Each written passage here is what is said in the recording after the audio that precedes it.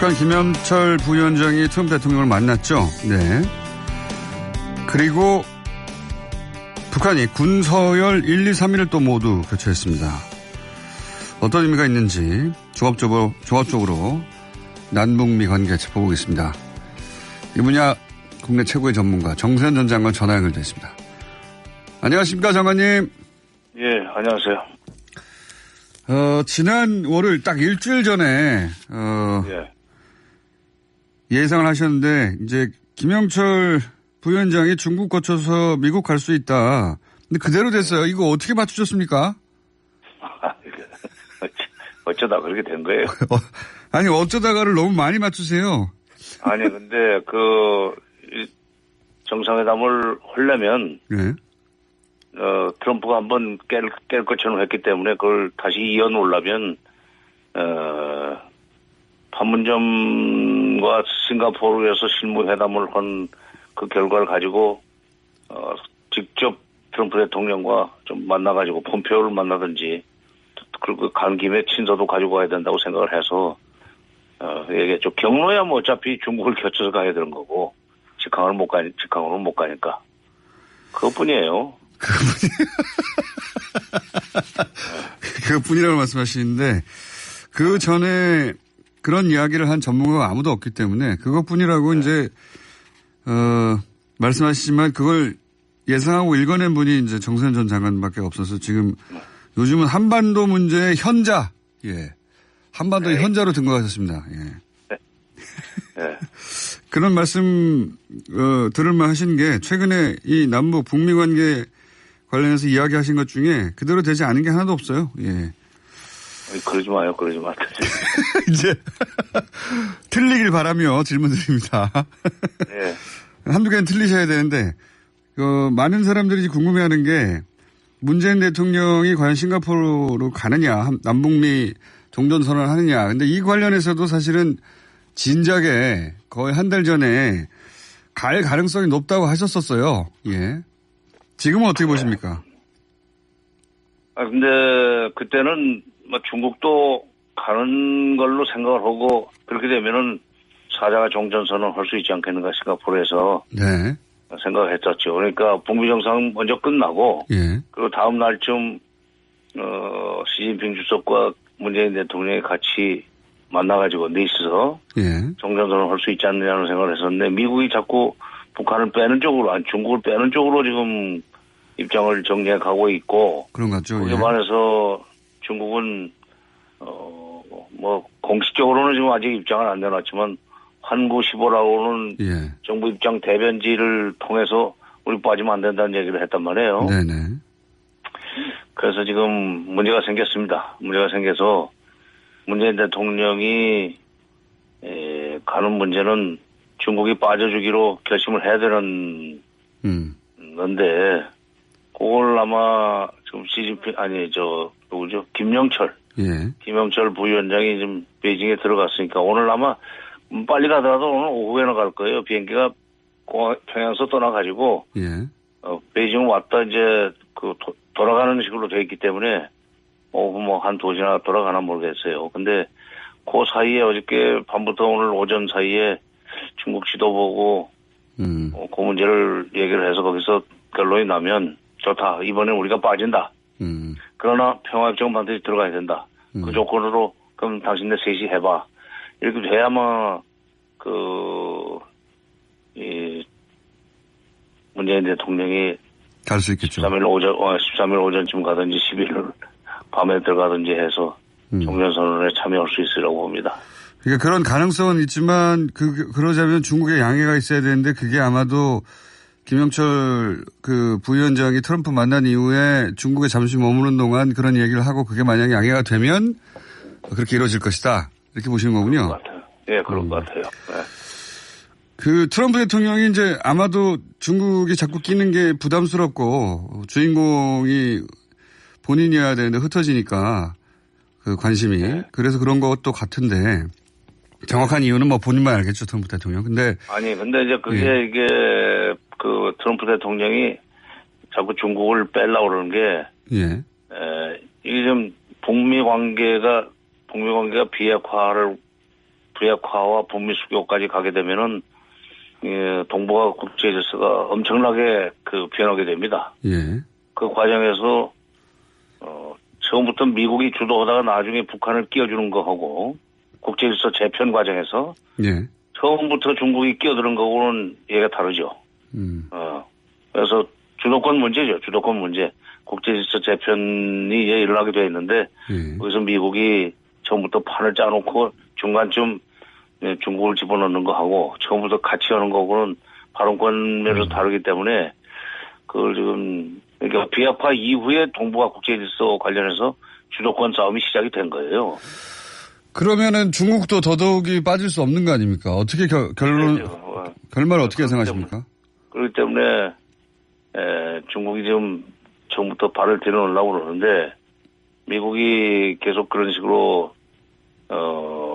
빼려고 그러고 그다음에 북한이 결정해야 돼요. 북한이 일단 중국을 좀 설득을 해서 이번에는 빠져주고 평화협정 협상할 때부터는 분명히 우리가 당신네 그 참여를 보장한다. 미국과 그건 내가 결판 내겠다. 이번에 6.12 정상회담 바로 가서 이렇게 되면은 괜찮지만 그렇지 않으면은 그거 3점원 모여가지고 얘기하는 것이 나중에 좀 뒤가 개운치 않을 것 같아요. 그렇군요. 그 문제는 평화협정까지도 지금 중국이 그러면 우리는 모르겠다. 너희끼리 해라 하는 식으로 돼버리면은 이 평화협정에 효력 문제가 있습니다.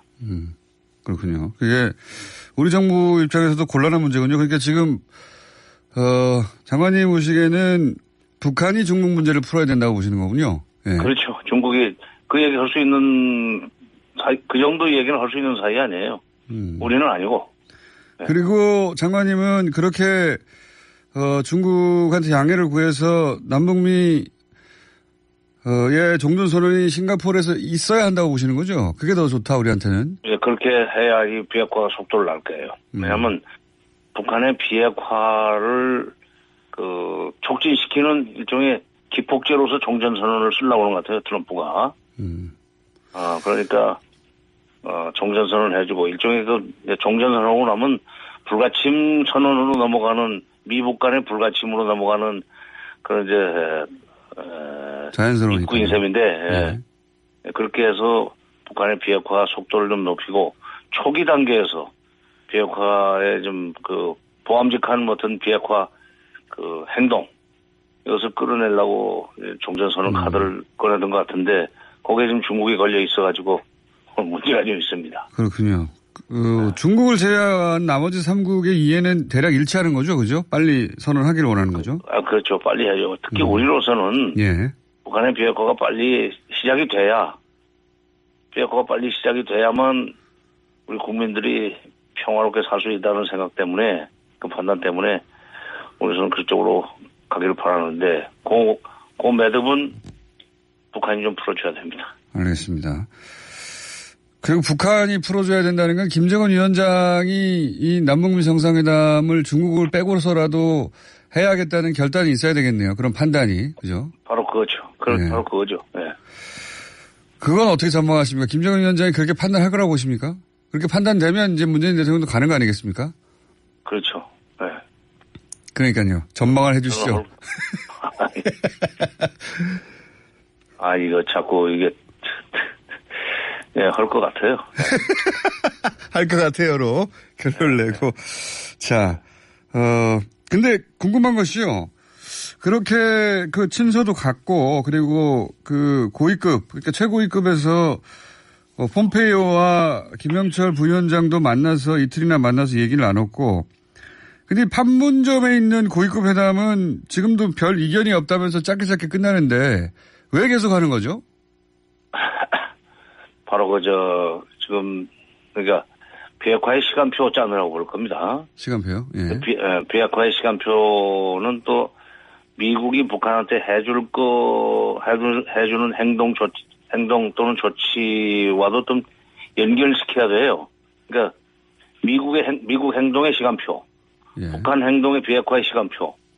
이게 지금 짝을 맞추는 중인데 거기에 핵심이라기보다는 그 플러스 알파로 중국의 참여 문제도, 종전선언 참여 문제도, 최선희와 끊김 사이에 밀고 당기는 얘기 중에 하나일 겁니다. 미국은 이게 또 빠지라고 그러고 북한으로서는 북한이 나서가지고 중국을 빠지라고 얘기가 곤란한데 이걸 김영철 위원장이 돌아와서 부위원장이 돌아와서 중국 지도부하고 직접 얘기하지 우리끼리 할 수 없다는 그런 그 얘기가 오고 가지 않았겠는가 생각입니다. 그러면 김영철 부위원장이 북한에 돌아가서 김정인 위원장이 이제 트럼프 대통령의 말을 전달받고 최종적으로 결심해야 이게 이제 싱가포르 가느냐 마느냐가 결론 나겠네요. 그렇죠. 아니 그리고 이제 그러기 전에 중국 측에다도 이제 뭐 양해를 구해야죠. 예. 김영철이 아직 베이징에 있으니까 오늘 오전까지는 그 어느 정도 통보 내지는 양해를 구하고 김정은 위원장한테 보고해서 김정은 위원장이 중국이 그 정도 태도를 보였다면 그냥 뭐 일단 밀어붙이자 그런 식으로 결론을 내줘야 될 정도까지요. 알겠습니다. 뭐 2, 3일 안에 결론이 날 수도 있겠군요. 예. 그건 그렇죠. 네. 시간도 별로 안 남아서 이제 2, 3일 내가 아니면은 대통령이 움직이는 거라, 그죠? 뭐, 우리 쪽에서 준비는 돼 있다고도 얘기를 하던데. 그거야, 이제, 짐 싸놓고 있다가, 짐 싸놓고. 갈 수 있게 됐다면 떠나면 되는 거고, 여기서 뭐 싱가포르는 멀지 않으니까. 예, 알겠습니다. 그럼 짐은 다 싸두라고. 예. 청와대 메시지를 보내신 걸로. 다 싸놓고 지금 어떻게 될지 몰라서 말을 안 보내는 거지, 지금. 준비는 다 됐다고 보시는 거죠? 예. 아니, 그럼, 특별히 우리가 와서 협상을 새로 시작해야 될 일이 없으니까. 근데, 이거는, 제가 이제 트럼프 대통령이 종전선언과 관련해서 여러 말들을 했는데 그 중에서 지나가는 말인데 이게 말을 잘못한 건지 아니면 정말 뜻이 있는 건지 잘 모르겠는데 트럼프 대통령이 북미 정상회담 전에 종전선언을 할 수도 있다. 이런 식의 말을 했어요, 전에. 글쎄, 그럴 수도 있죠. 그러니까 11일 날, 그러니까, 예를 들면. 문 대통령이 좀 일찍 가야 되는데, 11일 날?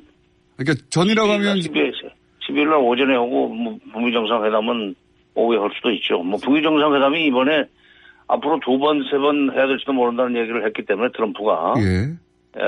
그렇기 때문에 1차 정상회담은 그렇게 시간 안 끌고, 원칙적인 합의, 뭐, 일괄 타결, 이 정도 하고, 그다음에 구체적인 단계적 이행 문제는 다음에 만나서 얘기하자는 식으로 밀어놓을 수가 있죠. 그렇게 되면 오전에 종전선언을 할 수가 있는데 종전선언을 그러니까 미북 불가침의 입구로 양자가 다 합의를 한다면 그런다면은 오전에 할 수 있고 그다음에 오후에 불가침 선언 문제를 어떻게 할 것인가 하는 얘기를 북미 정상회담에서 논의하고 그걸 뭐 공동 포도문이든지 합의문에 넣을 수는 있죠. 그러니까 종전선언은 어차피 정치선언이기 때문에 종전선언을 먼저 해놓고 북미 정상회담을 하는 것도 뭐 가능할 수도 있다 이렇게 보면 돼요. 아니 트럼프가 그게 덜렁대는 것 같지만은 예. 굉장히 계산을 치밀하게 하는 사람이에요. 장사꾼 출신 아닙니까? 그래서 최종 주인공은 자기가 되는 그림인. 그렇죠. 네. 그러니까 종전선언 먼저 하고.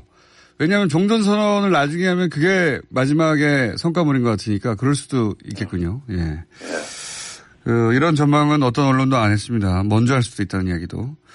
물론 뭐 가봐야 알긴 하겠는데 그런 가능성도 있다 정도로 제가, 알겠고요. 이거 이제 아직, 우리 언론들이 이거 어떻게 읽어야 될지 정확한 분석이 안 나오고 있는데 북미 정상회담도 전이고 그리고 남북 군사회담을 하기도 전인데 북한에서 서열 1, 2, 3위 군서열 1, 2, 3위를 교체했다 이런 뉴스가 나왔어요. 이게 어떤 의미가 있는 겁니까? 우선 뭐 대부분의 언론들이 온건파로 바뀌었다는 보도를 하던데 저도 그 점에 있어서는 뭐 동의를 합니다. 예. 네, 근데 북한은 근데 이번에 좀 인민무력부장이 된 사람이 예. 노광철. 그게 이제, 노광철 씨가, 그게 노동당 제2경제위원회 위원장이 했었어요. 예. 그 사람을 지금 인민무력부장을 시켰어요. 그 얘기는, 예. 북한의 제2경제위원회는 이게, 군수공업 다루는 데입니다. 군수공업이요? 예. 그러니까, 군사경제 책임 자예요, 군사경제. 아, 핵무기 만든 쪽입니까? 그렇지, 핵무기 미사일 만들던 사람이에요, 그 사람이. 아하. 그러니까 총지휘자지. 그 사람이 인민무력부장이 되면은 비핵화를 하는 데 있어서 확실하게 실무적으로 전문성을 가지고 있으니까 그렇구나. 빠른 속도로 얘기를 할 수 있고 결론을 빨리 낼 수 있죠. 아하. 인민무력부장이 다시 또 제2경제위원장한테 물어보거나 노광철한테 네. 그 전에 그 누구야 인민무력부장이 누구였나 무슨 영식이었는데 박영식. 박영식이 영식이 저렇게 광철한테 물어봐야 돼. 근데 이 직접 그 인민무력부장을 맡으면 본인이 결론 내가지고 김정은 위원장 결심만 받으면 되는 거 아니에요? 그러니까 역할을 빨리 하기 위한 일종의 기술적인 조치라고 보고 나머지 총정치국장도 비교적 옹호파로 바꿨다고 그러는 것은 지금 군부 내 비핵화를 과감하게 하려고 하는 것에 대해서 좀 저항이 좀 있지 않나 하는 생각이 들어요. 그렇기 때문에 내가 이렇게 가는데 돼서 토달지 말라 하는 그런 메시지도 거기 담겨 있다고 생각합니다. 그러니까 그다음에 또 리명수 저 총참모장. 예. 거기는 총참모장이 우리 합참의장 격인데 거기는 총참모장이 인민무력장보다 높습니다. 예. 우리 순서가 거꾸로예요. 근데 지난번 회의 때 졸더라고. 돌더란 얘기는 이 자리에서 왔다가 다시 저 자리에 가고 그렇다는 얘기입니까? 아니, 좀 졸았는데 그게. 졸았다고요? 예. 불경죄지. 그렇군요. 그것도 있고, 이제 84세나 되니까. 네, 나이가 많군요. 총기도 좀 떨어졌을 거고, 빨리빨리 움직이려면은, 역시, 그보다 21살이나 아래인, 리영길. 영길? 네. 영길이, 영식이, 이름들이 다. 그런데 그쪽으로 좀 바꾼 거 보면은, 왜 빨리빨리 움직이려고 그러는 것 같아요. 그 다음에 총정치국장을, 김수길로. 격식에서 예. 김수길로 바꾼 거 보면은, 예. 군부 내에서의 일종의 비핵화 프로세스를 빨리빨리 진행하는 것에 대한 비판적 시각이나, 이런 반론 같은 것을 사전에 누르는 그런 의미가 있고, 그러니까 이런 것도 미국에서 제대로 읽어줘야 돼요. 특히. 이쪽에서 그걸 제대로 읽어줘야 되고. 특히, 지금 이제 노광철 핵무기 제조 총책이었던 사람을 인민무력부장으로 앉혔다는 것은 본인이 핵무기 제조 과정을 알았기 때문에 비핵화 과정 역시 기술적인 이해도가 굉장히 높기 때문에 비핵화 과정을 신속하게 하기 위한 조치다. 그렇죠. 빨리빨리 할 수 있고. 그러니까 우리 국방부 쪽에서도 네. 저쪽이 비핵화를 빨리빨리 할 준비가 돼 있고 또 판문점 선언과 관련돼서 국방부 파트가 있습니다. 네. 판문점 선언의 제2조는 전부 다 국방부 소관이에요. 항이 4개인가 있는데, 그거 잘 좀 철저하게 공부해가지고, 곧 열리게 되어 있는 14일날, 18날 열리던가 국방회담이, 장성급 회담은 처음부터 그 국방장관 회담을 열기 위한 준비 회담이라고 성격 규정을 하고 지금 시작을 하는 거예요, 18일 날. 그러니까, 6월 중에 열릴지 7월 초로 넘어갈지 모르지만 국방장관 회담이 그럴 경우에 노광철, 저쪽 인민무력상을 상대할 때 이쪽에 국방부 장관이 어떤 준비를 해야 되는가 하는 것도 좀 대비를 좀 해야 될 거예요. 그냥 가만히 있다가 나중에 나가서 써준 대로 읽어가지고는 안 되고 상당한 이론 갈 겁니다, 아마. 그러면 장관님이 좀 과외 좀 시켜주시죠. 국방부에 가가지고. 국방부가. 과외는? 예, 국방부가 국방일은 잘하는지 모르겠는데 정무 감각이 좀 떨어지는 부처 아닙니까, 원래? 과외는 요청이 있어야 가는 것이지. 요청? 왜냐하면, 노광철은 핵무기 총책이었기 때문에 비핵화 속도를 위해서 그 자리를 갔다. 이거를 읽을 줄 아는 사람이 국방부에 있을 리가 없죠. 국방부는 그거 읽으라고 있는 데가 아니니까. 예. 있죠. 있기는 있는데. 예. 또 얘기를 하는 뿐이지. 마지막 질문인데요. 예. 김영철 부위원장이 트럼프 대통령을 폼페이오 비롯해서 만났던 그 방미 기간 동안의 장면 중에 짚어주실 장면이 있습니까? 이거 의미가 있다든가 아니면 이거 유심히 봐야 된다든가 그런 장면 눈에 띈 게 있었습니까? 극진한 대접이에요. 극진한 대접. 극진한 대접은 사실은 조심해야 됩니다. 조심해. 아니야. 사람 만나자고 해서 식사 나가자고 갔는데 예. 굉장히 비싼 데다가 해놓고 극진하게 그냥 뭐 문 앞에까지 나와가지고 모시고 들어가고 이렇게 되면은 그 반드시 그 상대방한테서 뭘 받아내려고 하는 사람들이 하는 짓 아니에요, 그게. 아니, 외교에서도 마찬가지예요. 아하. 의전이 화려하면은, 예. 이건 뭔가 지금 이게 양보할 준비 내지는 반대급부를 크게 내놔야 되겠구나 하는 각오를 하고 들어가야 되는데, 그걸 보고, 이게 트럼프가, 김정은 위원장으로부터 6.12 정상회담에서 많은 양보를 받아내기 위해서 이렇게 미리 보여주는 거 아닙니까? 전 세계 보라고 하는 거죠, 사실. 예. 그렇죠. 보답해야 될 거 아니에요. 보답해야 된다. 보통수가 아니더라고. 그래서 더구나 직접 그 전송까지 오고 차 타는 것까지 전송하고 차 타는 데까지 나오고 전송오는 거 보고 저게 지금 북한이 지금 준비 좀 해야 되겠는데. 준비 좀 해야 되겠는데. 그리고 뭐 여기 그 수영원들도 불러가지고 사진 찍고. 그러니까요. 그거 없던 전혀 예상 못했던 일 아닙니까? 예, 그 정도로 한 적이 없습니다. 트럼프 대통령이. 그거는 지금 6.12 정상회담에서 김정은 위원장의 그야말로 통큰 양보를 끌어내기 위한 사전 투자입니다. 공짜 점심은 없다. 예. 그럼